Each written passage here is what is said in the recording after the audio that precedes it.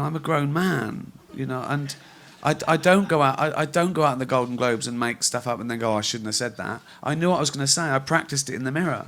Yeah. Yeah.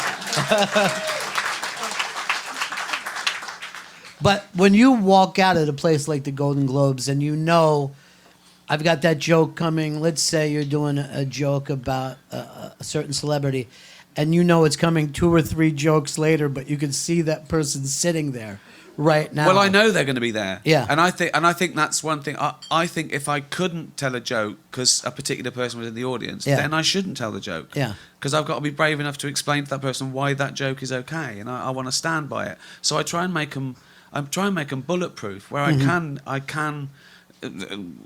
defend it later in a way. But and again, I don't want to hurt anyone's feelings. Got nothing against those people. I don't go for anything they can't help. I tease public behaviours that they can help and that we all know about. Right. So I don't do anything that bad. Yeah. So no, I'm not really worried about that, and I don't worry about the so-called backlash or people not liking it or even not laughing. The only thing I worry about is doing the joke well.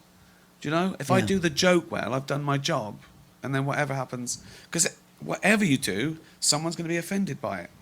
If someone wants to be offended, they're going to find a way to be offended. Any joke, someone can.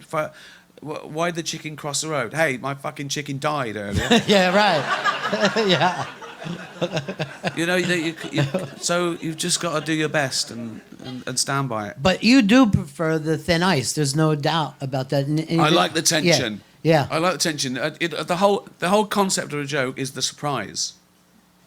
It's the whole concept. So the bigger that surprise, the bigger, and that can be a gasp or a laugh or a release. It's got to hit something. There's got to be a reaction. Yeah. And I do think of it as a discussion. I do think of it as a putting it out there. That's why I like the elephant in the room. I do like that. I like because people are waiting for it, and how do you deal with it? So it really is a roller coaster for people's emotions. Sure.